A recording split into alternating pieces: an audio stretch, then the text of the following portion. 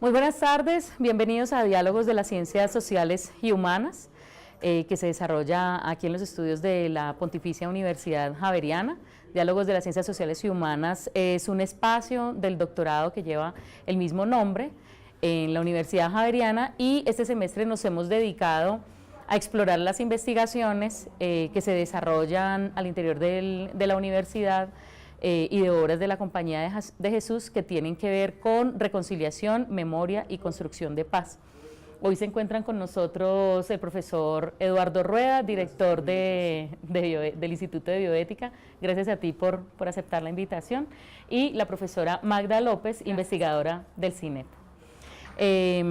Los profesores han decidido contarnos los avances de sus investigaciones. También hay que tener en cuenta que las investigaciones que vienen acá, o que los profesores no vienen a hablar necesariamente de una investigación en concreto, sino que estos trabajos también son o comprenden un cúmulo de otras investigaciones que habían empezado anteriormente y se convierten en una apuesta actual, que además nos ayuda a construir otros derroteros. Se suspendió la transmisión vía Facebook Live. El profesor Eduardo Rueda nos hablará en su momento, o la intervención que tiene, la llamado Teoría y Praxis de Educación para la Paz, reflexiones y apuestas de un programa colaborativo con CINEP e Instituto Pablo Freire de Berlín. Y la profesora Magda López nos hablará sobre el proceso de la Mesa de Iniciativas de Reconciliación, Diálogo Social y de Política para la Reconciliación que se avanza actualmente en el CINEP. Yo solamente quisiera recordarles que este espacio también es una iniciativa del proyecto de investigación hacia una cartografía discursiva de la reconciliación en Colombia, con el cual esperamos no solo conocernos entre investigadores, sino también identificar tanto sinergias como lugares comunes de investigación con miras a un trabajo también colaborativo, de corte colaborativo, ojalá en el corto plazo.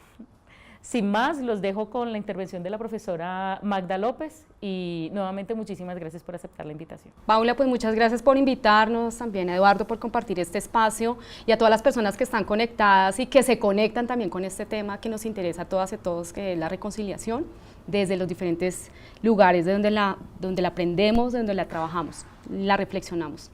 Pues lo que quiero hacer en este escenario, en este espacio, es quizás compartir algunos aprendizajes desde la perspectiva de CINEP, Programa por la Paz. Nosotros en este momento hacemos la Secretaría Técnica de un proceso que se llama la Mesa de Iniciativas de Reconciliación. Entonces lo que voy a hacer en este momento es como compartir los principales fundamentos, aprendizajes, cosas que se han venido dando en el camino y que quizás nos pueden ayudar también a reconocer las diferentes iniciativas que se dan en el país de cara a estos temas de recomposición, digamos, de relaciones y construcción de paz y reconciliación. Claramente más que una apuesta específica de investigación social, yo creo que combina también un ejercicio de fortalecimiento de las iniciativas y de visibilización de las iniciativas de reconciliación en el país. Entonces yo creo que también, como trabajamos mucho en CINEP, tiene que ver mucho con un encuentro entre sí la apuesta por la investigación social, pero también una investigación social participativa y que trabaja, digamos, aprendiendo y crea teoría también desde la propia dinámica y la observación y el compartir con las organizaciones sociales. Magda, habría que destacar que cuando te refieres a iniciativas de reconciliación, son iniciativas variopintas, ¿no? Porque nos hemos encontrado tanto con investigaciones o con trabajos, perdón, desde el componente más artístico, como cuando estuvo en Casa Ensamble, ¿sí? Sí. Como intervenciones también comunitarias, como el trabajo, por ejemplo, del CARE en San Carlos, pero también las participaciones de organizaciones de apoyo a la sociedad civil. Entonces, pues hay diferentes organizaciones pues de las cuales nos hablarás. Pero entonces es importante decir que cuando estamos hablando de iniciativas de reconciliación no estamos hablando necesariamente solo de organizaciones constituidas para este tipo. Exactamente, sí, Paula, lo que nombras hace parte un poco de la génesis de esta, digamos, de esta iniciativa y tiene que ver con que encontramos no solo un espacio y un contexto de violencia política, digamos, que se ha desarrollado en la historia del país y de intolerancia social y eso, sino que también observábamos que las respuestas que han habido a ese conflicto social armado y a esas diferentes conflictividades en los territorios, que son las iniciativas, digamos, que se dan desde los territorios, no solo son iniciativas que se dan, desde lo que, como llamamos, desde la base, desde las organizaciones sociales, que se dan, digamos, desde los territorios, sino que también hay iniciativas desde la institucionalidad. Claramente a veces nos excluimos mutuamente, una falta de reconocimiento, pero encontramos ahí que hay como una dificultad o una falta de convergencia entre esas iniciativas, digamos, por la reconciliación, digamos, que se dan en la sociedad civil, incluso al interior de las organizaciones, pero también eso que pasa con la institucionalidad. Entonces, digamos, encontramos esa doble necesidad, ¿no? Uno, por un lado, que existen respuestas de los actores frente a esa dificultad, a esa violencia política que fractura, de antagonismo, de ruptura, de discordia en diferentes niveles. Nosotros reconocemos que existe, que la violencia, el conflicto armado es apenas, digamos, una de las violencias, digamos, que más se puede observar, digamos, más explícita, que se hace más evidente, pero que existen múltiples violencias que también nos han llevado a la fragmentación, a la polarización.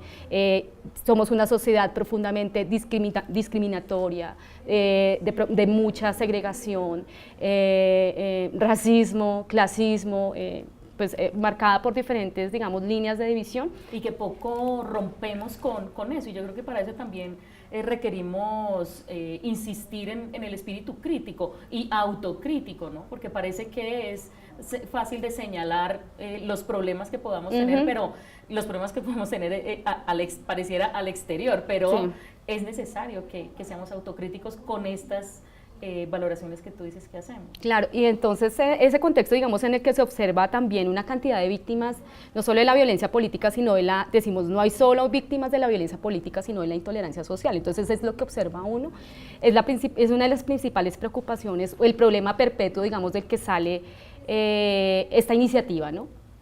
En lo otro que observábamos era el tema, y la otra preocupación tiene que ver con la polarización social y política del país, que ha sido una constante histórica, digamos, incluso Gonzalo Sánchez en el libro Guerras, Memoria e Historia señala cómo es una guerra, pues, que heredamos, unos odios heredados que se manifiestan en diferentes segmentos de nuestra sociedad.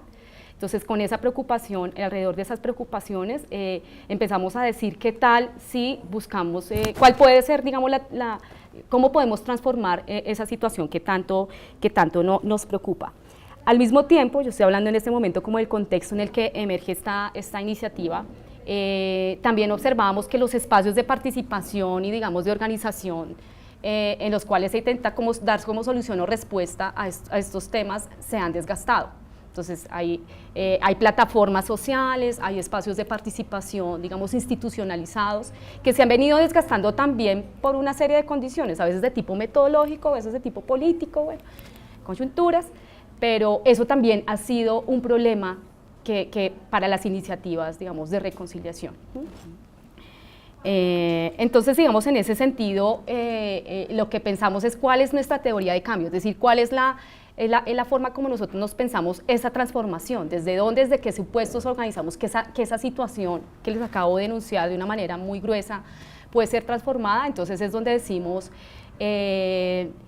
pues muy bien, hay que generar una serie de sinergias entre estas diferentes iniciativas de reconciliación.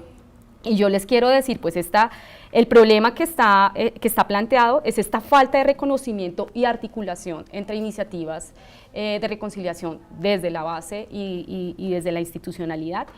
Y decimos, pues este es el problema, como uno de los problemas que hemos encontrado en este entorno de violencia tan profundo, y lo que decimos es entonces, es necesario como buscar como alternativas para eso. Y parte de esa alternativa tiene que ver con un espacio de encuentro, con generar espacios de encuentro y de diálogo estructurado que permita, digamos, transformar esas situaciones.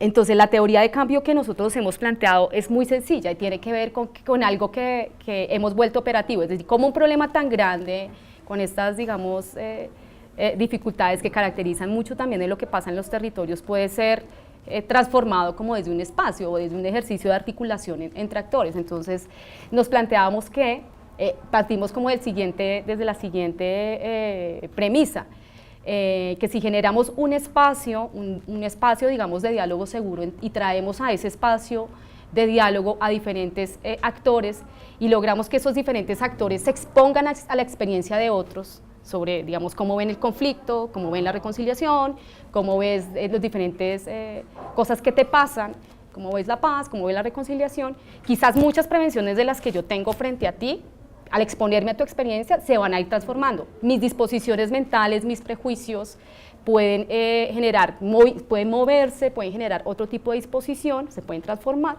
en la medida en que me expongo más a tu experiencia. Entonces es ahí, digamos, bajo ese supuesto que parece un poco general y abstracto, funciona la mesa de iniciativas de reconciliación. Entonces generar un espacio de encuentro entre diferentes actores muy, muy diversos, un espacio, digamos, con unas condiciones que le permitan dar confianza a diferentes actores para participar allí. Entonces, en la medida en que yo me siento segura en ese espacio, me expongo a experiencias de otros y de otras, seguramente puedo cambiar también mis prevenciones, mis prejuicios y también mi disposición para dar pasos hacia otro lugar. Y aportar a la transformación de los prejuicios del otro. Exactamente. Entonces es como un poco de lo que, digamos, el supuesto, la teoría de cambio de la que parte esta experiencia de la mesa de iniciativas de reconciliación. Un aspecto importante por el cual, digamos, empezamos y que tiene que ver con el trabajo que hacemos en la mesa es identificar y comprender las diferentes líneas de división que marcan o que caracterizan esa gran red, digamos, como de violencias que hay en el país. ¿Y a qué me refiero con eso? Y es lo que nosotros denominamos las líneas de división. Entonces, las líneas de división, porque a veces cuando uno habla de la reconciliación suena como se tiende mucho a que el concepto se vuelva muy general y abstracto y uno como que no lo puede en la práctica como eso, a menos que a veces se vuelve en conceptos que se vuelven un poco como clichés, como el tema religioso o que necesariamente se relaciona con el tema del conflicto armado, ¿no? Entonces uno dice, las líneas de división son tensiones y rupturas que existen entre diferentes actores y que te permiten aproximarte a esas diferentes composiciones de lo que pasa, digamos, con el tema de conflicto y violencia en Colombia. Entonces, esa es una aproximación y un punto de partida que nos ha ayudado a entender y a desmenuzar lo que pasa con las rupturas, la discordia, la ruptura de relaciones entre diferentes actores en el país. Entonces, ejemplos para que pueda ser como más comprensible esta aproximación desde las líneas de división. Entonces decimos, por ejemplo, hay uno que son muy claros y que son como muy comunes, como encontrar una línea de división entre excombatientes y víctimas. Encontrar líneas de división entre empresarios y comunidades, por ejemplo, donde se están desarrollando algún tipo, digamos, de proyecto, megaproyecto, digamos, de explotación de recursos naturales, si aquí lo queremos plantear. Líneas de división también que se pueden dar entre el saber académico y técnico y el saber y experiencias que a veces se dan desde lo local, es decir, cómo la experiencia territorial, lo que yo sé también como líder o lideresa y a veces que me ha tocado a mí mismo gestionar, muchas veces no logra transformarse o logra conectarse con el saber técnico y académico. Y ahí cuando hicimos un primer ejercicio como para el diseño metodológico de la mesa, encontramos muchísimo esa línea de división. Otras líneas de división entre comunidades de fe. Entonces, si ustedes recuerdan un poco el episodio del plebiscito que tuvimos hace ya... Octubre de 2016. Octubre de 2016. Pues eso puso en evidencia también una serie también como de fracturas y de diferencias también en términos ideológicos muy polarizados. Entonces también observábamos cómo esas líneas de división son muy marcadas y también se daban al interior de los grupos de las comunidades basadas en la fe. O, por ejemplo, otra línea divisoria sería, y de tensión, la de las víctimas de un determinado sujeto armado, sí, contra las víctimas de otro sujeto armado que son supuestamente de alas muy distintas y de la política. Sí, claro. y se da dentro de mismos actores que parecen o que a veces leemos como de manera muy homogénea. Entonces tú lo has dicho, como entre grupos de víctimas, que es muy frecuente también cuando uno, con el trabajo en los territorios es muy, pero también entre las organizaciones sociales y organizaciones que trabajamos por la reconciliación, que compiten por recursos, cuyas ideas no conectan el mismo concepto de reconciliación, en fin. Entonces encontramos, ese concepto de línea de división nos ayuda a encontrar un lugar muy concreto para tratar de entender esas fracturas que hay en distintos sectores que estamos trabajando. El diálogo, entonces la mesa de reconciliación también nace, o digamos que también inicia con un tipo de apuesta que tiene que ver con la renovación o la innovación metodológica, entendiendo que muchas veces lo que hacemos, podemos tener las mejores intenciones en el trabajo que hacemos, pero el cómo lo hacemos tiene un impacto tremendo sobre los resultados. Sí. Entonces a veces creemos que estamos haciendo las cosas bien, con la mejor intención, pero los espacios, como digo, los espacios de encuentro y participación están muy desgastados. Entonces, en esos espacios de encuentro, las organizaciones, nosotros hicimos un ejercicio de entrevista en profundidad cuando estábamos diseñando la metodología de la mesa y nos encontramos con actores de diferente ámbito. Entonces nos decían, los espacios de participación siempre van las mismas personas. Estos espacios son largos y hablan las personas, hablan los mismos de siempre, no llegamos a acuerdos, hay ejercicios de polarización. Hablábamos con funcionarios y funcionarias públicas y nos decían que iban como al paredón, entonces que no se sentían seguros de ir a esos espacios porque era como rendición de cuentas, entonces de alguna forma se tornaba como un ejercicio un poco incómodo y que de ninguna forma veían en eso un ejercicio de diálogo. Eso, entre otras cosas, encontramos que era necesario, que el tema metodológico era también una forma de hacer el trabajo. Entonces, por eso el tema metodológico en la mesa de iniciativas es clave, digamos, el cómo hacemos nuestro trabajo, la participación y el cómo está vinculada cada organización que hace parte de ella. Entonces, el diálogo es una apuesta allí, pero también lo metodológico, cómo hacemos las cosas. Ya para aterrizar, la mesa entonces es una iniciativa que nace, yo diría, desde el año 2015. Sucede, digamos, por el encuentro entre varias organizaciones que nos sentamos a pensar como que intercambiábamos sobre el tema de pedagogías para la reconciliación, otras con las que nos sentamos también a trabajar un ejercicio de consulta ciudadana sobre infraestructura institucional para la paz, la Oficina del Alto Comisionado para la Paz. Allí también participó Foro Nacional por Colombia, Vio la Ciudadanía, CIACE, bueno, hay varios con los que veníamos trabajando allí y nos fuimos encontrando en el camino con otras organizaciones con quienes decíamos, no tenemos un espacio para trabajar esto que nos importa tanto, que es la reconciliación. Entonces ahí nace la mesa, digamos, de una forma ya más como proceso, de manera más continua y lo que hemos planteado, digamos, con esto que te acabo de decir, de un diseño metodológico, una apuesta por el diálogo, es un ejercicio, es una apuesta sí colectiva y yo creo que es el impulso de las diferentes organizaciones, el compromiso que han tenido. Nosotros estamos simplemente haciendo un servicio de Secretaría Técnica, pero realmente el trabajo ha sido un trabajo colectivo y de acuerdo que ha costado muchísimo porque es un proceso y en eso también hay un ejercicio de revisarnos, etcétera, pero que ha sido como clave. Y perdona, porque sí, como asistente también valoro la administración de la dificultad, porque cada uno de los participantes pues tenemos también unos compromisos, entonces a veces uno tiene una reunión y yo no puedo estar todo el tiempo, pero ahí, digamos que hay una recepción también de cada organización y de sus dinámicas. Entonces a mí me parece también muy valioso ese trabajo que ustedes han adelantado. Sí.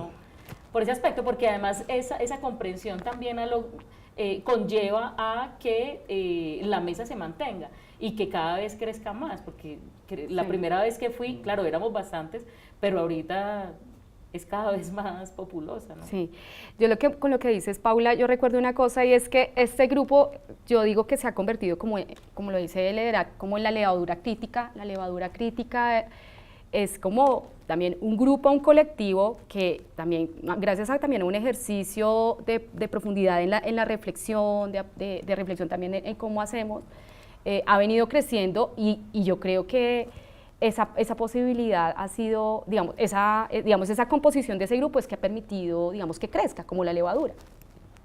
Entonces yo sí creo que ahí la apuesta de cómo incluso se empezó a conformar la mesa de reconciliación, decimos, aquí no podemos estar los mismos, que siempre estamos sentados, sí. Aquí tenemos que llamarnos a un colectivo, pero resulta que no nos podemos sentar de una con quienes no hablamos. Entonces decimos, la mesa hace puentes entre puentes, entonces en la mesa se empezó a conformar con actores que hacemos puentes con otros. Por ejemplo, en el caso de CINEP yo digo, si nosotros convocamos a ciertos actores, seguro quizás no vengan, no les llamamos, no les hace resonancia, pero si la FIP, la Javeriana, la Fundación El Nogal, Juventud Rebelde, muchos otros que hacen parte de la mesa de reconciliación, la Red Pro de Paz, bueno, en fin, llaman, Gen Paz, Justa Paz, llaman, ellos son puentes con otros sectores con los que nosotros no tenemos puentes. Entonces esa ha sido una dinámica también, una apuesta de cómo ha crecido este espacio, y es que somos conscientes de que hacemos puentes con ciertos sectores.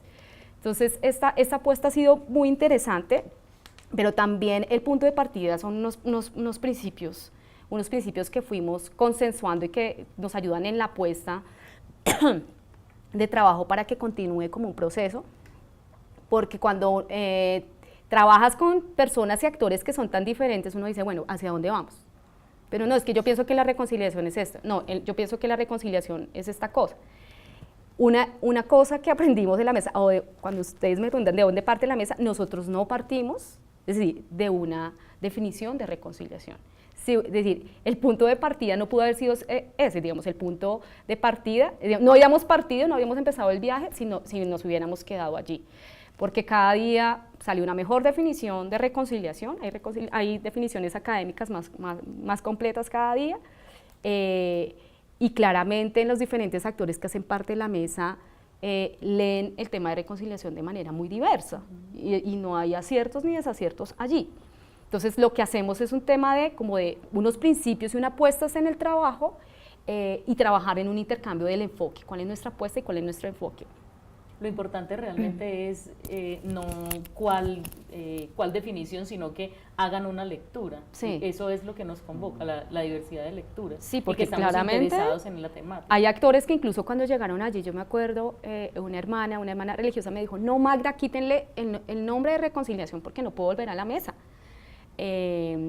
Habían otros también de otra organización de víctimas que decían, no, la palabra reconciliación nos hace mucho ruido, pero ya la mesa venía con ese nombre.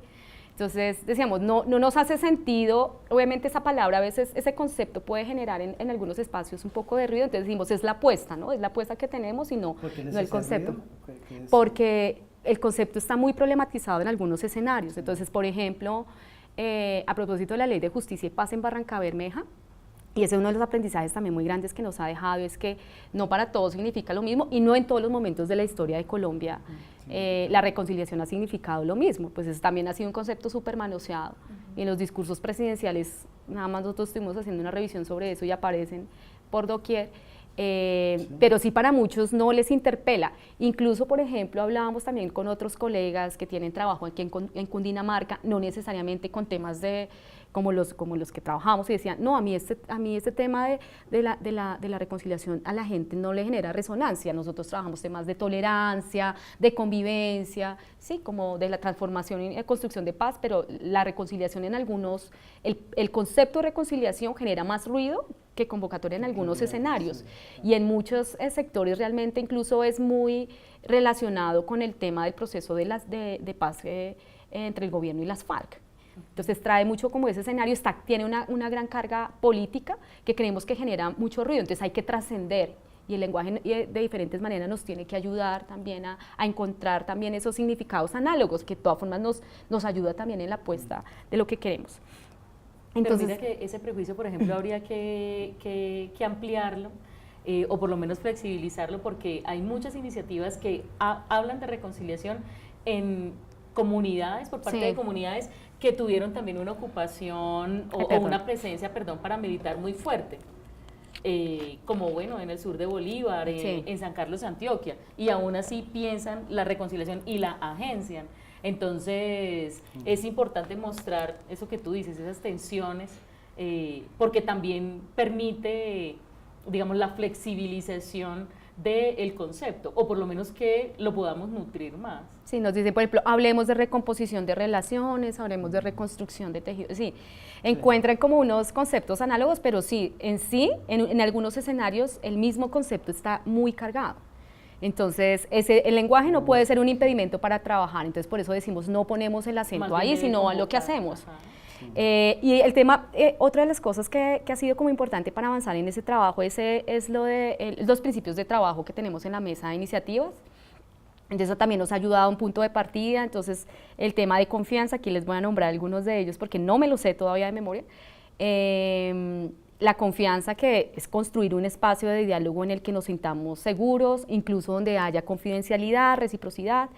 La dignidad es muy importante porque definimos también, digamos, ahí dice, comprendemos la reconciliación desde la dignidad de las víctimas. Entonces lo tenemos clarísimo, la mesa no es una vitrina pues para la impunidad ni nada de esto, ahí está clarísimo. La horizontalidad y la colectividad es clave y yo creo que eso ha ayudado muchísimo a que el espacio crezca y logre legitimidad, porque las organizaciones, la institucionalidad que participan tienen el mismo valor, digamos, cualquier organización o ente tiene el mismo valor, digamos. Economía en la palabra y generosidad en la acción, entonces tratamos precisamente de no echar mucha carreta. Sí, lo cual no se cumple. Lo intentamos, pero siempre la reflexión es, pero también intentamos que esas apuestas, hacer la reflexión de cómo va incidiendo eso en la praxis de la reconciliación, la reciprocidad y el reconocimiento. Yo creo que esto es clave porque muchos espacios a veces se edifican sobre la minimización o la falta de reconocimiento del otro, y ese es un ejercicio de injusticia que se reproduce a veces en los espacios de participación. Entonces, el tema de que nos reconozcamos como que estamos trabajando en esta apuesta, el que está trabajando con el Centro de Memoria Histórica, quien está con la Unidad de Víctimas, quien está con la ARN, también esta organización que está en territorio, esta organización que trabaja desde Bogotá, pues hay un reconocimiento de que el trabajo es valioso, ¿sí? Podemos tener diferencias, críticas, las podemos exponer de manera respetuosa y constructiva. Pero el otro es valorado como un sujeto que aporta, digamos, sí, a la discusión. Y yo creo que eso ha ayudado muchísimo porque el reconocer el aporte de cada cual y que las organizaciones de la mesa acá puedan poner a jugar su metodología, la forma como trabajan, ha sido clave, porque el liderazgo y el compromiso de las organizaciones pues tiene un valor excepcional. La autorreflexión, es decir, que siempre va a ser un ejercicio que nos ha significado revisarnos y mirarnos como organizaciones, ¿sí? Como personas, ¿sí? Claro. Porque a veces el tema uno dice, no, pues es que mi organización es así, ¿sí? Pero mucho de lo que hacemos en la mesa de reconciliación tiene que ver con revisarnos como sujetos, ¿sí? Como organizaciones, como entes que trabajamos en el tema de la reconciliación. Y muchas veces en las sesiones, en el trabajo que hemos hecho, ha habido muchos testimonios, personas de la mesa que dicen, yo no sabía, yo no reconocía que tenía este prejuicio. Entonces, han participado mujeres de la fuerza pública, han participado excombatientes, han participado, bueno, ha sido un número variable, por ejemplo, el tema del diálogo interreligioso. Militares. Sí, ha sido un poder conversarnos, conversar y dialogar, y yo creo que nos ha ayudado un poco también a transformar, por eso decimos que la mesa es un espacio también de exponerme a la experiencia de los otros, y eso ayuda también a mover también tus prejuicios. El cuidado mutuo, entonces es un ejercicio también donde la forma como diga la cosa puede afectarte, e ir a las fronteras, que eso es muy jesuítico, pero creo que es un aporte también para el conjunto de la sociedad, en el sentido que también tenemos que ir, es una frontera interna y una frontera de las organizaciones y de todos, ¿no? Como actores, de ir a esos lugares donde nadie va, esos lugares donde nos sentimos incómodos, ese otro y la otredad que a veces me incomoda, la diferencia, entonces yo creo que ese espacio ha sido importante. Quiero solo con esto compartirles los dos espacios o como los componentes de trabajo de la mesa. Pues sabemos que se trabaja a partir del diálogo constructivo, entendiendo el diálogo constructivo también como la oportunidad de transformar, que en el diálogo hay oportunidad también de transformar las relaciones y avanzar hacia la recomposición de relaciones y la reconciliación. Entonces, en la mesa trabajamos desde el diálogo social y del diálogo de políticas. Entonces el diálogo social y de saberes es un espacio de encuentro e intercambio entre organizaciones sociales fundamentalmente. Entonces nosotros venimos desarrollando ahí diferentes ejercicios de intercambio de experiencias territoriales y de lo que hace cada organización, temas críticos que importan también a las organizaciones sociales en materia de reconciliación. Y ha sido un espacio que ha sido muy interesante, un espacio de intercambio, de formación, de fortalecimiento de capacidades de las organizaciones que están en la mesa. Y ha ayudado también, lo bueno de este espacio es que nos ayuda también a reconocernos y también a generar conexiones. A veces estamos trabajando lo mismo, trabajamos en el Valle del Cauca, pasó con un par de organizaciones, trabajamos en el Cauca y no sabíamos, ¿sí? Entonces nos ayuda también a generar sinergias, y generar otro tipo de coordinaciones que nos ayuden a mejorar el trabajo, la misión que estamos desarrollando. El otro espacio es el de diálogo social, o sea, el del diálogo de políticas. En este otro espacio, digamos, en el anterior se reconoce, el problema es que se reconoce como una desconexión que existe entre las iniciativas de la sociedad civil en materia de reconciliación, o las iniciativas desde abajo. Ahí se reconoce, entonces decimos, tenemos que reconocernos más, identificar qué hacemos, cómo mejoramos lo que hacemos y también fortalecer capacidades en lo que estamos. Pero también está el otro tema que les planteaba al principio. Perdona, pero un desconocimiento entre las mismas organizaciones, sí, o de el tipo de organizaciones, digamos, académicas o de apoyo a la sociedad civil frente a esas iniciativas de comunidades de base. Yo creo de las dos porque tú observas como en la mesa participamos de diferentes tipos de organizaciones, hay unas muy de carácter territorial, en Barranca Bermeja está funcionando una mesa de iniciativas de reconciliación que es como un piloto y obviamente se observan esas diferencias, pero la otra cara de la moneda es también esa necesidad que tenemos de dialogar con la institucionalidad, porque muchas veces ni reconocemos, no, pues es política pública, pero no reconocemos que eso puede aportar. Entonces, como se crean también un espacio de confianza y de interlocución, ¿sí? Obviamente también de manera crítica, que puede ayudar también a reconocer, digamos, esas iniciativas. Entonces, en el diálogo social y de saberes intercambiamos, ejercicio de intercambio de saberes, muy interesante. Y en el diálogo de políticas, lo que hacemos es también un diálogo estructurado y constructivo con institucionalidad, que tiene que ver con materia de reconciliación. Entonces vienen al espacio, ha venido el Ministerio de Salud y nos ha contado sobre el protocolo de atención, digamos, psicosocial para las víctimas y, digamos, la perspectiva de reconciliación que manejan desde allí, o el Centro de Memoria Histórica, o ha estado la Oficina del Alto Comisionado, o la ARN. Entonces, creo que también es un ejercicio de información, ¿cierto?, que sirve para todas las organizaciones para decir, mire, esto se está haciendo, y un ejercicio también de devolver y de retroalimentar. Entonces lo interesante allí es de conocer y reconocer esas iniciativas, hacer un seguimiento también a la política pública que en materia de reconciliación o que están dirigidas digamos, a ese tipo de procesos, pero creo que también el mensaje de fondo es generar y construir institucionalidad, construir Estado.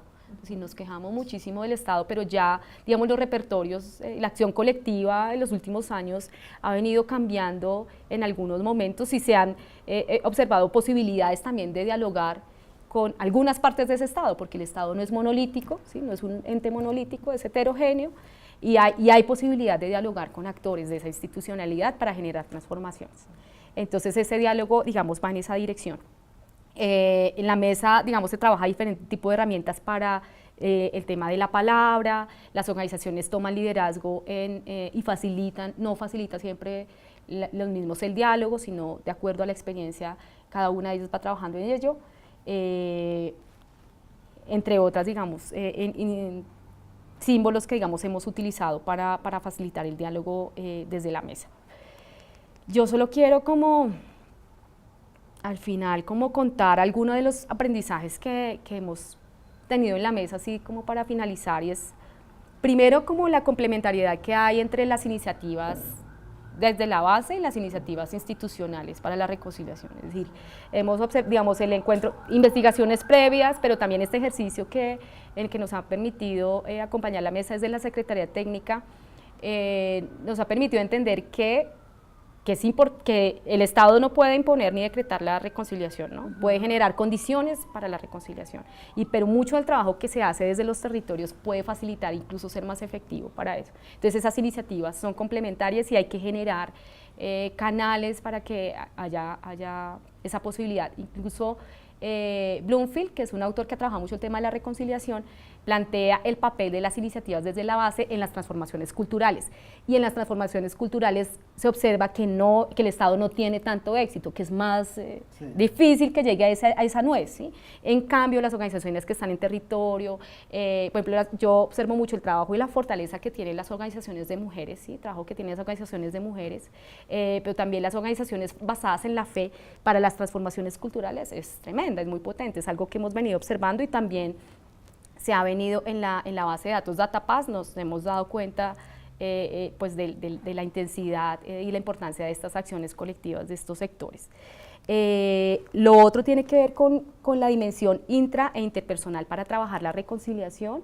Yo debo hacer una confesión, es que a veces nosotros veníamos haciendo unas investigaciones sobre reconciliación, pero en la mesa nos dimos cuenta que el tema intra e interpersonal, esa dimensión de la reconciliación es clave en las sesiones. Entonces, algunas organizaciones la trabajaban con más fuerza. En el caso de nosotros como Secretaría Técnica, racionalizábamos mucho ese tema de la reconciliación por la perspectiva, digamos, crítica de la investigación, pero nos dimos cuenta que no era posible abordar la reconciliación sin esa dimensión, ¿sí? Entonces a veces muchos solo lo supeditan al tema religioso, pero vemos que es algo más complejo, pero que permite la transformación. Entonces hay un tema y un aprendizaje tremendo, que incluso toca cosas como que no es solo el tema interpersonal y del diálogo, sino que se logra a través del arte, de otro tipo, digamos, de lenguajes.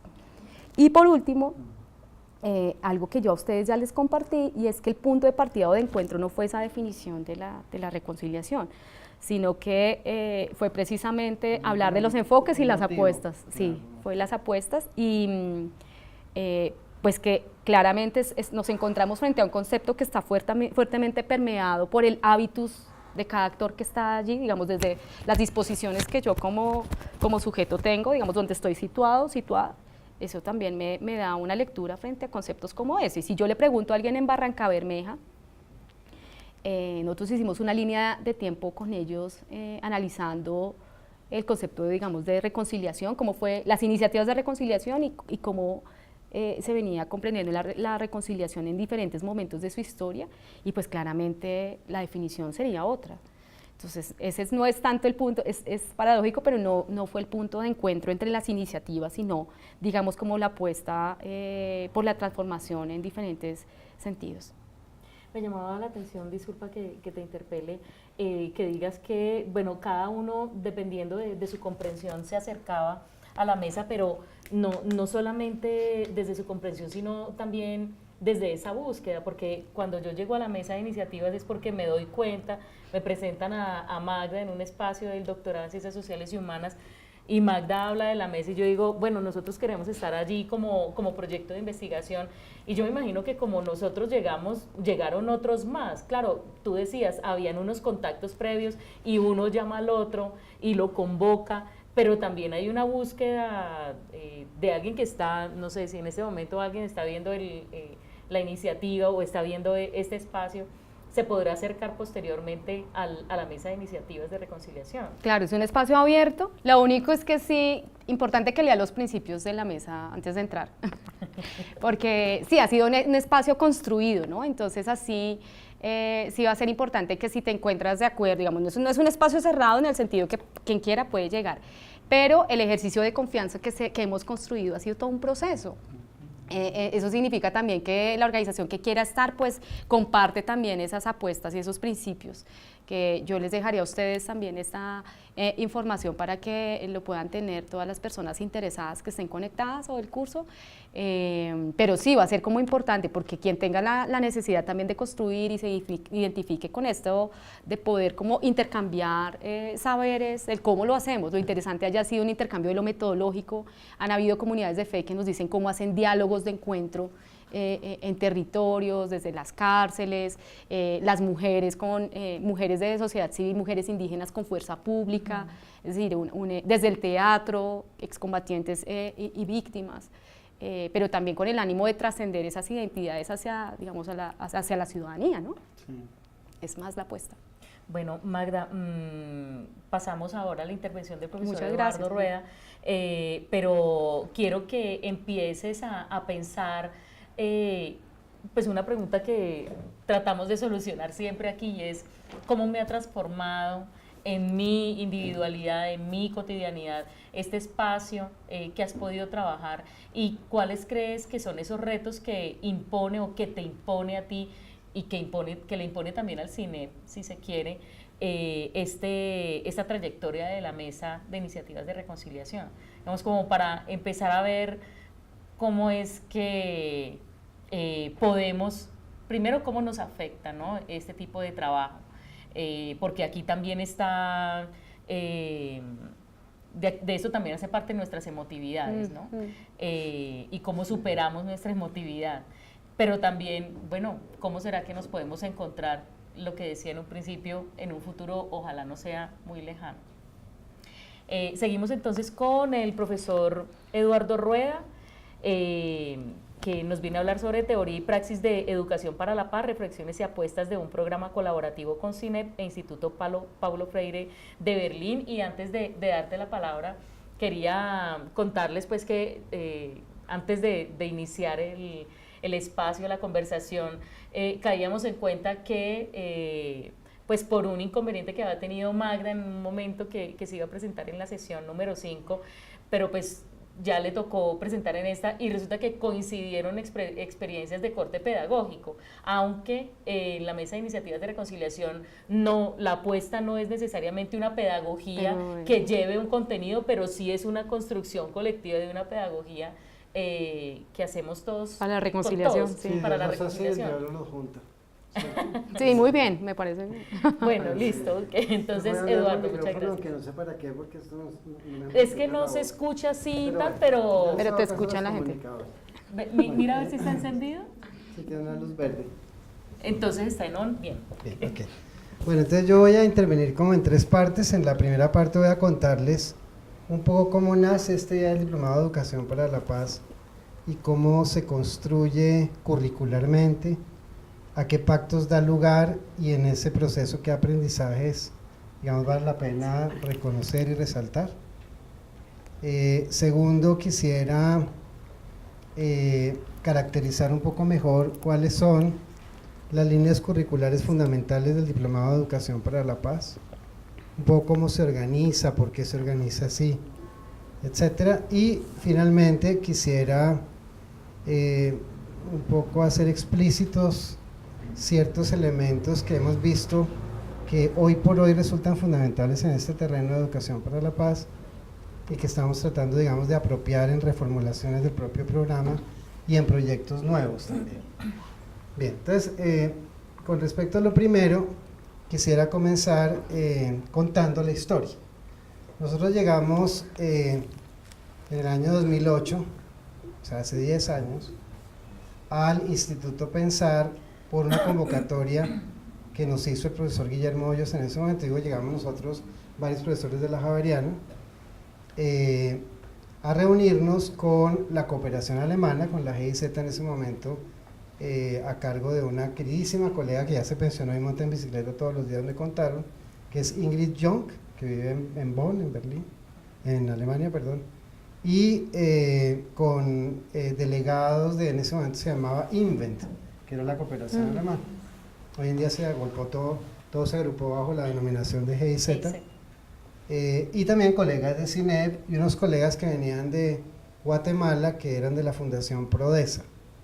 Y bueno, nos llamó entonces porque querían contarnos que la cooperación estaba muy interesada en construir un programa de educación para la paz en modalidad blended learning, o sea, que tuviera una fase presencial, unos encuentros presenciales con los docentes, y una fase virtual.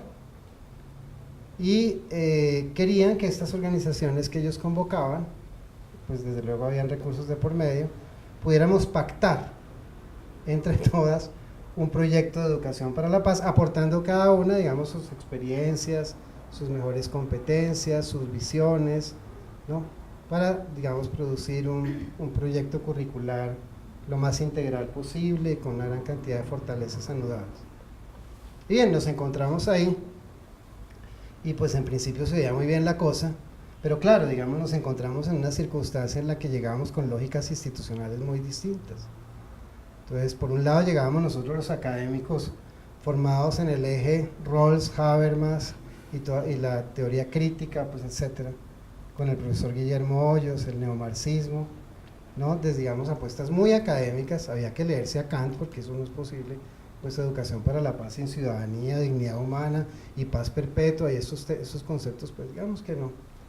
Y por otro lado venía gente, digamos, como los colegas del Instituto Pablo Freire, se me olvidó contar ese actor tan importante, del Instituto Pablo Freire de la Universidad Libre de Berlín, que han venido trabajando en programas de memoria con las víctimas y en procesos, digamos, de educación muy desde la perspectiva freireana, teniendo, digamos, a la vista y con una intención pedagógica pues muy clara los saberes locales, ¿no? Lo que la gente sabía en las experiencias cotidianas por las cuales atravesaban y que retaban desde luego su creatividad y su capacidad de reacción frente a las dificultades que les rodeaban. Y claro, entonces eran, digamos, lógicas institucionales muy distintas. Yo me acuerdo que el profesor, voy a ponérselos en una imagen, el profesor Hoyos dijo a mí que no me jodan, yo no me voy a poner a hacer ejercicios, ni a jugar con muñecos, ni a pegar en carteleras, ni a dibujar, a mí que no me jodan con eso, yo les enseño Kant, ¿no? Guillermo Hoyos, no sé si se acuerdan del profesor Hoyos, que pues ha sido el filósofo que con mayor vehemencia ha promovido en Colombia esta cosa de la cultura ciudadana, la educación democrática, etc. Entonces, claro, él no le entraba, digamos, ¿cómo vamos a hacer un programa de educación para la paz centrado en títeres o cosas de esas? Era un poco lo que él decía, ¿no? Y ya me lo imagino, por otro lado, pegando el pues jarrón los del Instituto Pablo que Freire teníamos que hacer. Veían que eso era una cosa pues totalmente bancaria, para utilizar el término de Freire, ¿no? Una apuesta pedagógica supremamente ingenua, basada fundamentalmente en una apropiación cognitiva de unos autores por demás europeos, que para nada nos servían un poco en el campo, en el terreno concreto, para empoderar procesos sociales, formas de cambio social y proyectos de transformación subjetiva y cultural en las comunidades, sino que eso era un poco para unos fanáticos que nos gustaba leer a Rawls y Habermas y todo ese tipo de enredos. Bien, entonces, a propósito, digamos, en la filosofía política hay todo un debate sobre qué tanto sirve la filosofía política para construir sociedades democráticas o sociedades en paz, etcétera, o mejores ciudadanos, y todo eso es un debate muy grande. Hay un párrafo en el que Richard Rorty, reflexionando sobre un texto de Annette Bayer, dice algo así, dice, yo sí me cuestiono, incluso como filósofo, si esto no es simplemente una afición literaria. Me gusta leer a Derrida y a Heidegger y a Wittgenstein y a Kant, ¿no? Que no tiene en realidad ningún impacto en la construcción de mejores sociedades, porque tal vez para construir mejores sociedades se requiere leer a La cabaña del tío Tomo, ¿no? Y habla del texto de Harold Becker Stowe, en el que nos enseñan que los demás, los negros en este caso, son tan personas como nosotros, etcétera, cosas de esas. Bien, entonces digamos, haciendo un poco el paréntesis de que ese es un tema que había atravesado de todas maneras el debate de la filosofía política, pues digamos que lo encontrábamos muy en caliente, en una situación muy concreta, en la que una agencia de cooperación nos pedía que nos pusiéramos de acuerdo, actores muy distintos con sombreros muy distintos. Entonces comenzó un camino de trabajo que tuvo varias etapas, y del 2008 llegamos finalmente a desembocar en una propuesta curricular más o menos convenida en 2011, en el que se mezclaban un montón de lenguajes. 3 años después. 3 años después, sí. ¿Sí? Aureliano Buendía, recordaría aquel día. Bueno, entonces llegamos 3 años después a definir Después de mucho trabajo, idas y venidas, estuvimos en Bonn, en Bogotá, en Guatemala, en Salvador, en fin, discutiendo estas cosas con diferentes, por cierto, con los del IDUCA, los del Instituto de Derechos Humanos de la Universidad José Simeón Cañas de Centroamérica, donde estuvieron los jesuitas que murieron, ¿se acuerdan? ¿Se acordarán todos? El homicidio perpetrado por la dictadura salvadoreña, el padre, ¿cómo se llama? John Sobrino sobrevivió, el padre, bueno, se me va ahorita el nombre, sí, no sé por qué se me va, bueno, ahorita me acuerdo. Bueno, unos jesuitas muy famosos, estaba ahí el padre de la psicología social latinoamericana, que es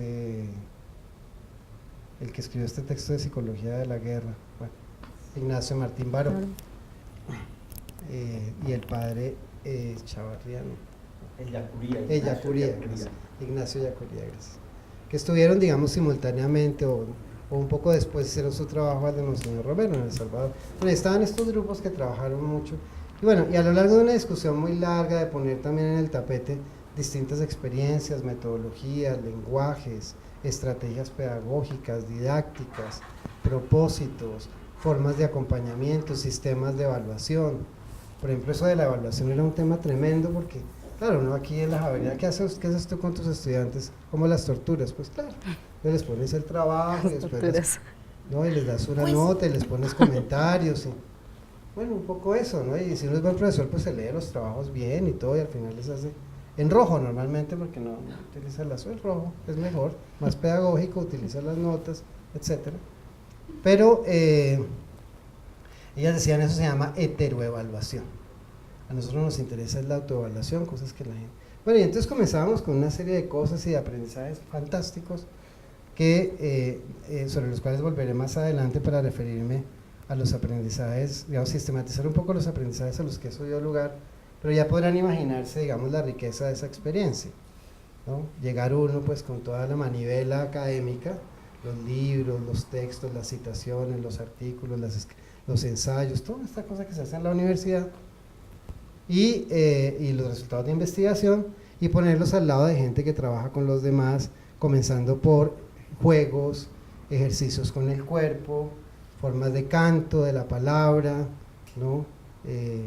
Digamos, textualidades que pasan por las artes, que pasan por el tubo, por el color, por las lanas, etcétera, y bueno, eso era toda una ruta muy interesante para nosotros los académicos, y para ellos, desde luego, nosotros éramos un poco el tábano sobre el lomo también de su propio trabajo, porque nosotros preguntábamos cosas, en fin, Además, pudimos ver que muchos de estos trabajos tenían una teoría, digamos, muy profunda de por medio, que retaba la teoría de la que nosotros veníamos, de formas muy novedosas.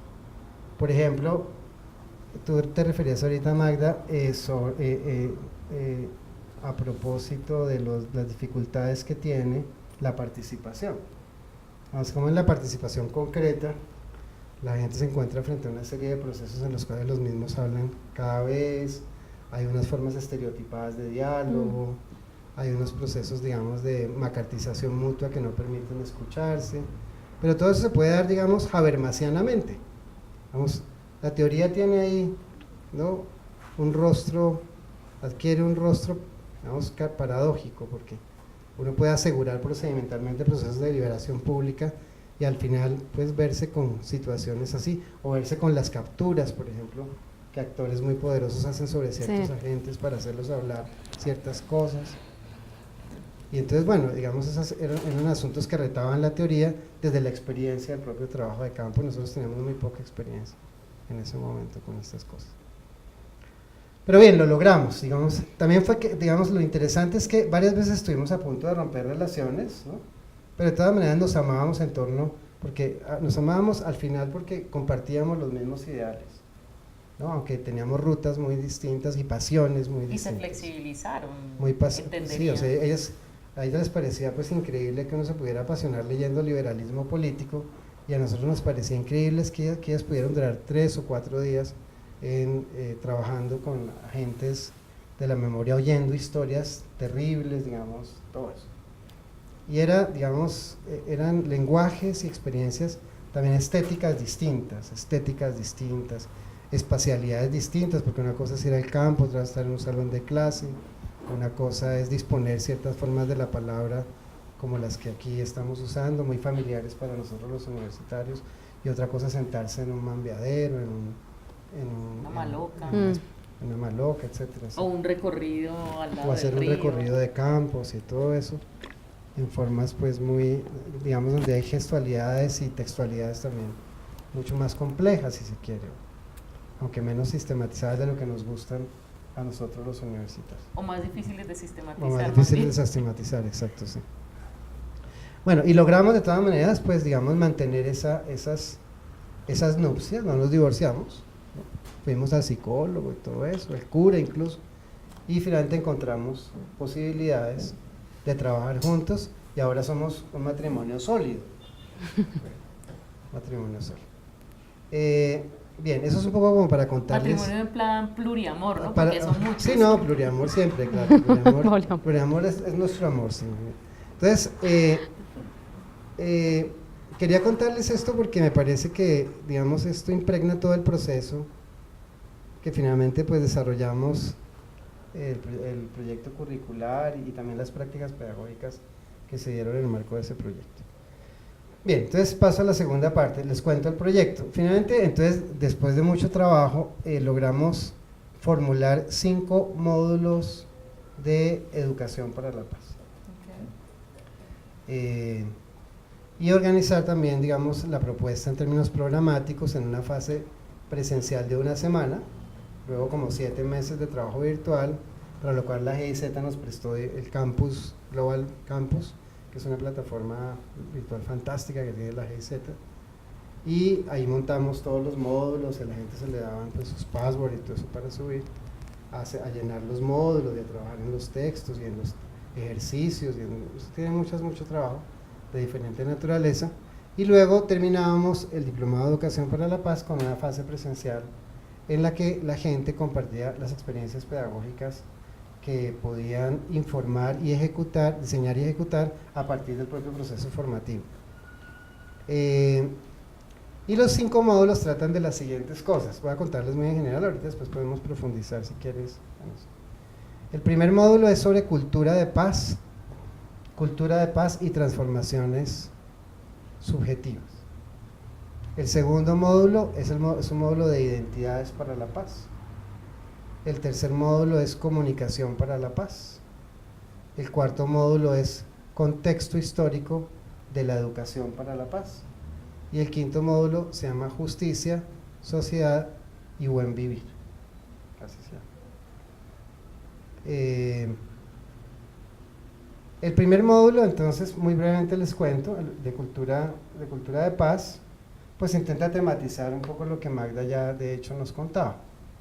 Es decir, trata de ver en qué medida se requieren transformaciones muy profundas en el modo en que tenemos, en que los agentes se relacionan entre sí, en el modo como se organizan colectivamente para desarrollar determinadas agendas, en el modo como entienden, sobre todo, qué es una vida lograda o realizada y no una vida fracasada o malograda, tanto en clave individual como en clave colectiva, un poco cuál es el espacio que le dan en la autodefinición personal a la comunidad, al espacio social al que la gente pertenece y en el cual ejerce una serie de tareas, acciones, roles, en fin. Tratando de ver, digamos, cómo hay una cantidad de violencias, por llamarlas así, por lo pronto no quiero abundar sobre eso, pero recibo por lo pronto el término, de violencias culturalmente sedimentadas, que pasan por esas líneas de división, es decir, por esas adscripciones identitarias, en las que son excluyentes, todas son excluyentes. O sea, son tan Sí, sedimentadas sí. que además se convierten, o sea, Sí, las replicamos en sí, nuestra permanentemente. Entonces, a partir de eso, pues, a partir de ese reconocimiento, se hacen varios ejercicios, procesos de trabajo con los estudiantes, que no pasan únicamente por la lectura, ni por la elaboración de ensayos sobre Axel Honneth del reconocimiento, ni cosas de esas, sino que pasan también porque la gente haga un poco de autodiagnóstico, digamos, como que vea qué tipo de líneas de división, para utilizar la expresión de Magda, o qué marcadores identitarios definen el modo en que adscribe a los demás a determinados grupos y a determinadas valoraciones o atributos de conducta, atributos morales, atributos políticos, etcétera, etcétera. Y cómo eso finalmente, digamos, termina siendo el caldo de cultivo, el elemento fermentador de muchas formas de violencia que se dan en nuestras relaciones constantemente. También trabajamos en ese tema, en ese módulo, y en el segundo módulo, cómo construye la gente eso, digamos, sus ideales de vida, cómo entiende qué significa hacer una buena vida para él o para ella o para la familia, etcétera, y desde luego para la comunidad. Bueno, el tercer módulo, que habla sobre comunicación para la paz, ya se podrán imaginar de qué trata. Ustedes, yo sí quisiera saber. Ustedes, las comunicadoras, que tiene que ver con eso, con cómo tramitamos situaciones de conflicto, situaciones de desacuerdo, situaciones de tensión, sin que eso malogre, sino que, digamos, potencialmente enriquezca, ¿no?, el contenido y las estrategias de acción colectiva. Pero tenía entonces más que ver con una comunicación interpersonal y no tanto con una comunicación mediada. Tiene que ver con varios niveles de la comunicación, tiene que ver con la comunicación personal, con la comunicación entre organizaciones, con la comunicación con entidades del Estado, con los medios de comunicación, con la comunicación con el establecimiento educativo, con la educación. Digamos, tratando de ver en todo eso distintas formas de acción comunicativa, ¿no?, que eventualmente nos exponen a disensos. Entonces, ¿cómo tramitamos el disenso? Digamos, ese es el asunto fundamental de ese módulo. Porque claro, digamos, en toda la apuesta de la filosofía política comunicativa tipo Habermas, por ejemplo, digamos, está muy claro cuál es el lugar del consenso posible, digamos. Todos vamos a ir destilando ahí la última gotica de una enorme cantidad de crema de disensos que podría ser consenso entre todos, ¿no? O sea, destilar. Pero poco, digamos, hemos reflexionado sobre cómo tramitar el disenso, cuál es el lugar que tiene el disenso en nuestra existencia social, sin que en tal trámite se reproduzcan esas formas de reproducción identitaria en virtud de las cuales tenemos un tipo de política excluyente en la relación con los demás, tanto a nivel individual como a nivel colectivo de las organizaciones a las que pertenecemos o como agentes políticos o ciudadanos frente a las entidades del Estado. Entonces, importante porque lo más común entre nosotros es el disenso. Sí, por ejemplo, digamos, un poco en nuestros códigos culturales, estas ascripciones identitarias tan poderosas que rompen completamente la comunicación y hacen imposible un trámite productivo del disenso, pues se pueden ver en cosas como, bueno, es que a Iván Duque también le gusta la comida sana. Entonces yo me siento también identificado con eso, con él, o sea, y así para muchos órdenes del mundo de lo político, pues digamos, no me siento identificado con, hay una serie de cosas en las que eventualmente sí, pero tenemos, digamos, un tipo de factura cultural que nos hace muy difícil hacer mentalmente esas negociaciones, ¿no? Entender que el otro no es un otro tan radicalmente distinto a mí y que en cierta posibilidad de identificación reposa la posibilidad de un disenso productivo. Que si en la relación, ya sea entre organizaciones o de manera personal o entre grupos, etcétera, el otro está revestido de una diferencia tan radical en la que ya no es posible que yo tenga con él ningún tipo de continuidad, no es posible un trámite productivo del disenso, ¿no? Ya se vuelve fragmentación, ruptura, estigmatización.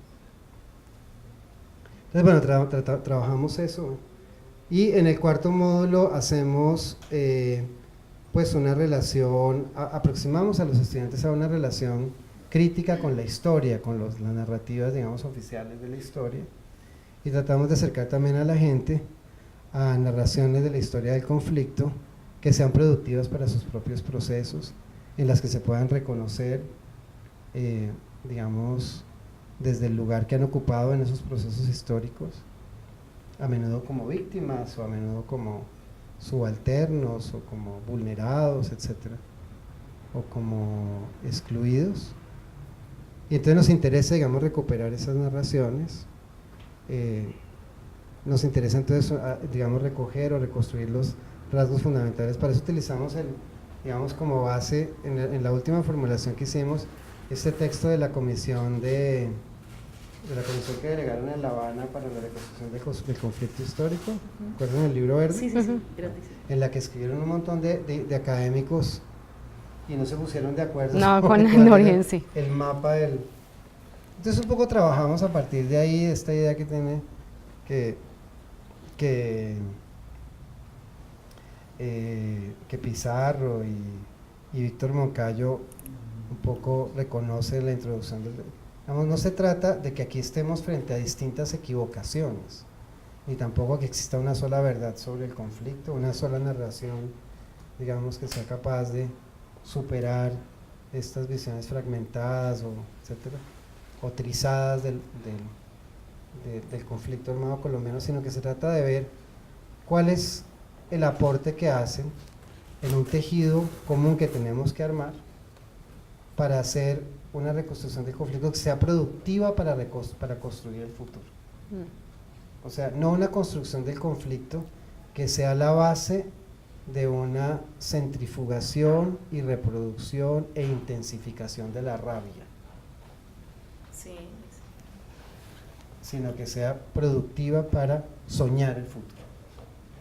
Y eso, digamos, creo que, claro, digamos, hoy en día en las ciencias sociales sabemos que no existe ningún punto de vista del ojo de Dios desde el cual podamos reconstruir los hechos de la historia, sino que existe siempre, digamos, espacios de enunciación, existen coyunturas, en fin, una serie de, digamos, de puntos de condensación que modulan la mirada y las palabras que se usan para describir y seleccionar los hechos que se toman como tales de la historia, y que entonces, en esa política de la narración, pues para nosotros tiene que entrar fuertemente el futuro, o sea, la construcción de confianza en que es posible, porque algo que hace tremendamente daño es pensar que ya no es posible, y la construcción de esperanza. Sí, la desesperanza, claro.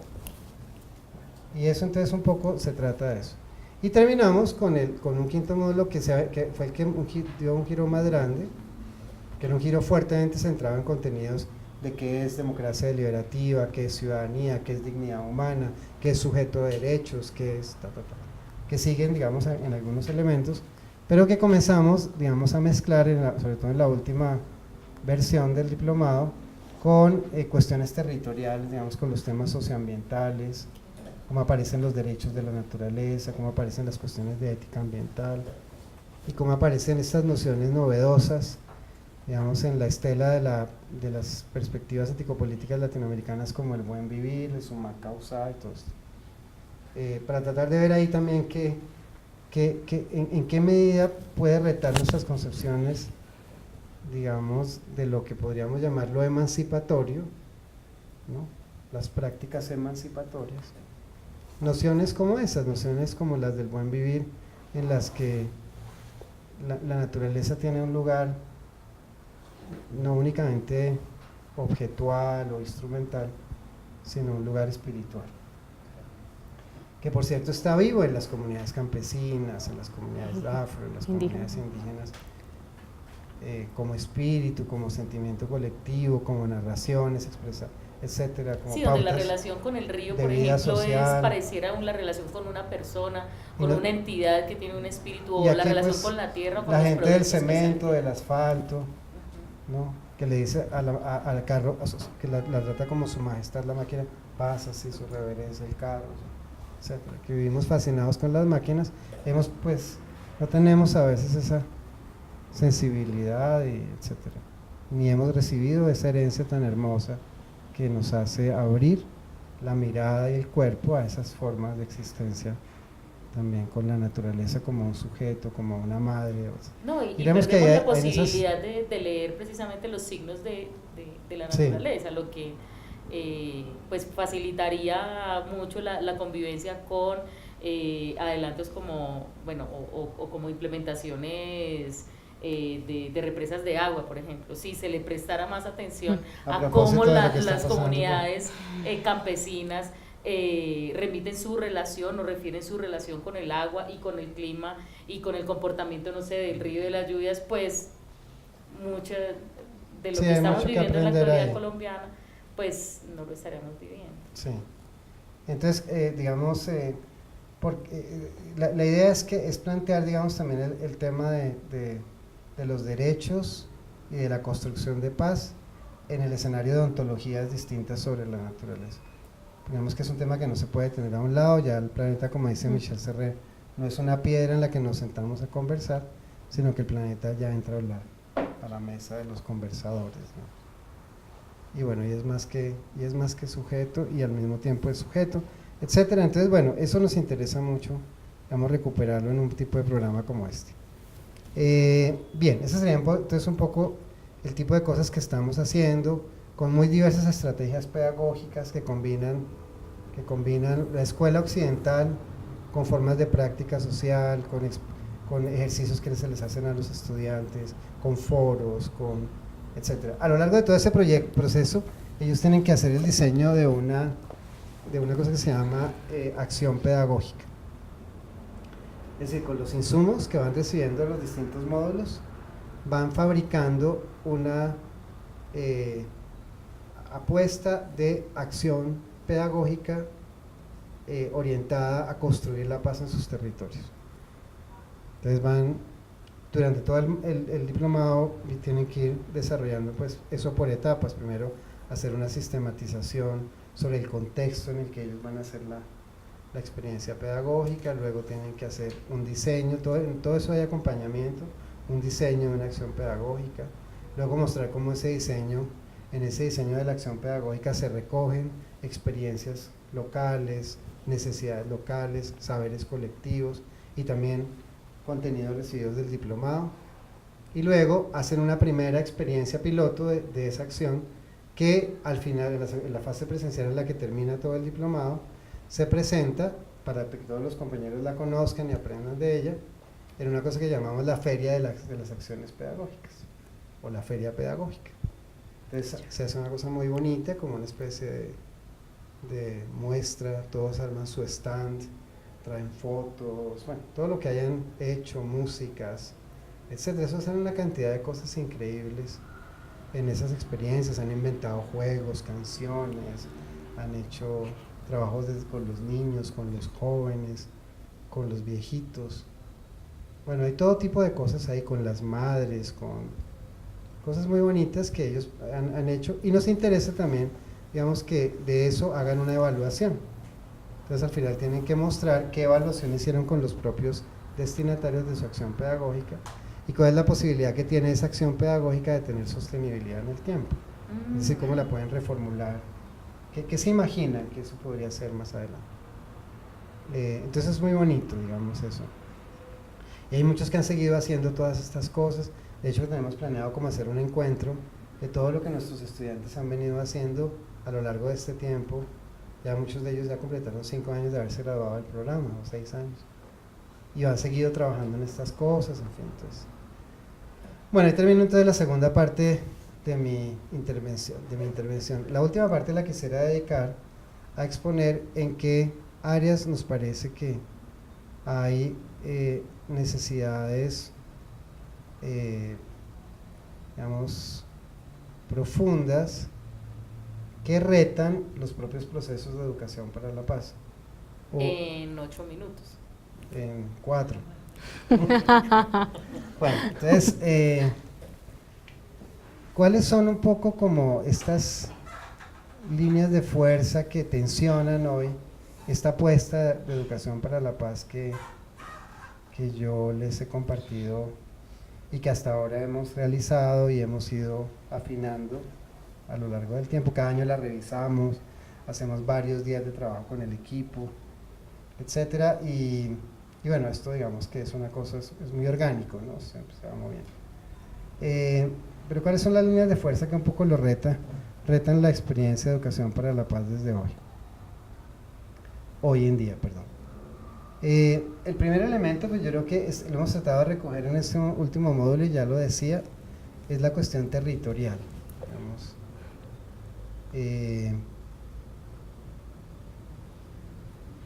Parece cada vez más difícil, digamos que era muy fácil pensar en el tema de la justicia social y política a finales del siglo XX e incluso a comienzos de este siglo en una clave, digamos, fundamentalmente política y temporal.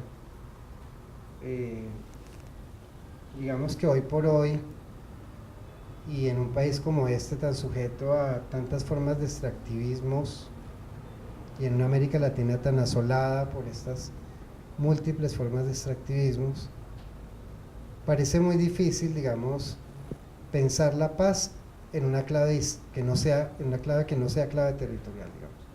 Paz territorial es casi una palabra, digamos. Sí.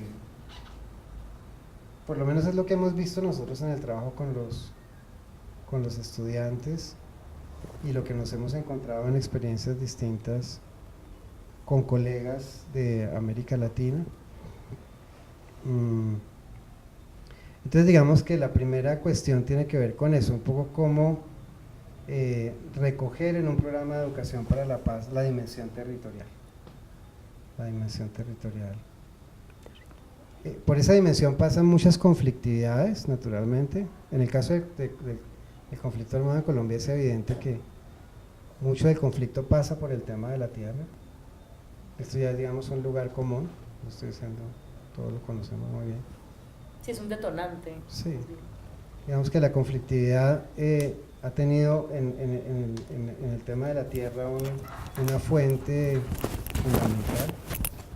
En el tema de la tenencia de la tierra, del acceso a la tierra, del uso de la tierra, del disfrute de la tierra, de la seguridad en la tierra, etc. De las posibilidades de imaginar relaciones distintas con la tierra. Por un lado, entonces, digamos que ha tenido a la tierra como una fuente de conflictividad muy importante, y por otra, digamos, también están en las distintas expectativas sociales con la tierra una serie de reservas para la paz que resultan hoy por hoy, digamos, fundamentales de ser abordadas. Es decir, la gente, ¿qué se imagina? Por ejemplo, el proyecto Suyusama tiene esa expresión tan bonita, este proyecto de los jesuitas de Nariño, que dice, Suyusama significa como vida, a veces como tierra soñada o algo así, ¿no? Significa, sí, algo así. Sí, cuando uno se imagina una vida… Suyusama. Suyusama, que es una voz de, creo que… NASA, o, bueno, o sea, de un pueblo indígena del sur del país. ¿O Inga? Bueno, no sé. Inga es Putumayo. Sí, es Putumayo. Quiere decir, sí, como tierra hermosa o algo así, o vida hermosa, todo eso. Pero digamos que cuando uno pasa por los imaginarios de la paz, por ejemplo, en la ciudad también tiene que ver con el hecho de la ciudad, el espacio de la ciudad, digamos, la ciudad territorial, para decirlo así. Sí, la paz tiene una dimensión territorial innegable, digamos, tanto por la fuente de conflictividades que la tierra ha ofrecido, indudablemente, en un país como este, digamos, como por el hecho de que la paz se imagina siempre en un territorio. La paz tiene una forma territorial, por así decirlo. En la imaginación de la paz siempre hay un lugar, una forma de estar. Y ese tema, digamos, es fundamental para pensar en la educación para la paz. O sea, que la educación para la paz que no tematice el asunto territorial puede quedarse un poco flojita, digamos, sin un nervio fundamental en la construcción de la paz. Bueno, eso sería como un primer elemento que quisiera exponer. El segundo elemento es cómo construir, digamos, cómo en los procesos de educación para la paz se pueden robustecer procesos locales con alineaciones políticas muy fuertes.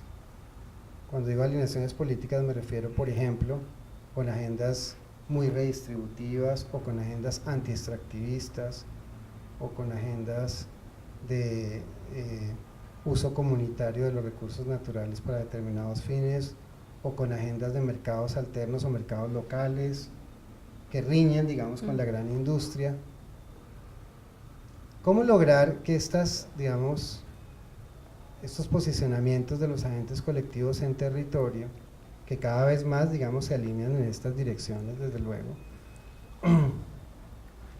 puedan hacerlo sin caer en la macartización política, en la macartización del adversario político? Eso, digamos, creo que es algo muy necesario. Yo ahorita lo ilustraba de una manera muy caricaturesca hablando del ejemplo de Iván Duque, porque para quienes no somos de Iván Duque, pues Iván Duque normalmente produce dolor de estómago, pero no debería ser así, digamos. Es decir, esa faceta tan difícil, digamos, de nuestro carácter nacional, no sé si se puede decir eso ahorita, es un poco atrevido decir, este ser sentipensante, de hacer del otro un enemigo radical, un diferente absoluto, pues no nos ayuda mucho.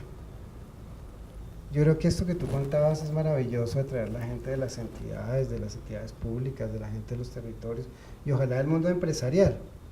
Pero sí, tenemos esas dificultades, digamos. Eso es una dificultad, digamos, muy grande que tenemos en la construcción de una paz común. Y es cómo trabajar con ese otro, eso también lo mencionaba antes, que es radicalmente otro, tan radicalmente otro con el que finalmente no tiene nada que decirme, y en el que al que solo me cabe rechazar, odiar, o macartizar, o estigmatizar, etc. Pero entonces, cuando uno piensa en el efecto de estos diplomados, naturalmente se da cuenta que los contenidos y las estrategias pedagógicas fortalecen, robustecen los alineamientos políticos de los agentes colectivos, ¿no? Les dan un instrumental y una munición para radicalizarse, por supuesto, en luchas que son por lo demás completamente legítimas, que tienen que ver con asuntos como los que mencionaba antes, la memoria, la redistribución, etc.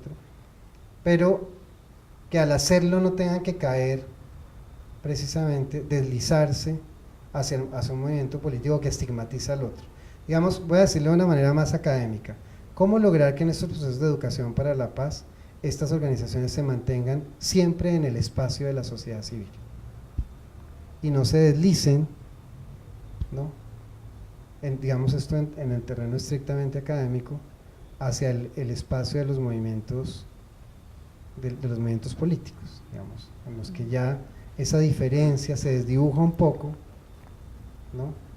Esa diferencia entre movimiento social o movimiento político y sociedad civil, digamos, y eso creo que le hace daño a los procesos que están digamos, en manos de la sociedad civil y en la educación, la cultura, la intervención, digamos, orientada a la construcción de subjetividades distintas. Bueno, pues yo les agradezco mucho la participación, y en respuesta a esta última parte del diálogo les comparto pues algo que nos está, un préstamo que tenemos desde la Unión de Costureros, que son los tejidos que hacen. Entonces siempre nos están prestando tejidos para que veamos el trabajo, pero más allá del trabajo son las reflexiones que hacen de una manera artesanal sobre el país que han vivido o que les tocó vivir, y también el país que sueñan vivir. Entonces esto solamente para decir que en Bogotá también tenemos esperanza, también tenemos manifestaciones muy, muy hermosas de cómo soñamos, y esto precisamente da pie a una exposición que va a realizar el próximo miércoles el curso Comunicación y Desarrollo de este semestre frente a la tienda Javeriana, con 5 tejidos que hicieron precisamente con el acompañamiento en un trabajo de pedagogía de la memoria con la Unión de Costureros, sobre ellos cómo piensan nuestra reconciliación. Entonces los invito. Muchas gracias. Miércoles vamos a estar, próximo miércoles, ¿qué fecha es? 23, desde las 8 de la mañana hasta las 5 de la tarde, compartiendo con ustedes los trabajos de estos chicos, y bueno, sí, que ellos también nos devuelven la esperanza, ¿no? Qué bueno. Sí, muy bien. Bueno, muchas gracias. Muchas gracias. A ustedes, Comunicación. hasta luego.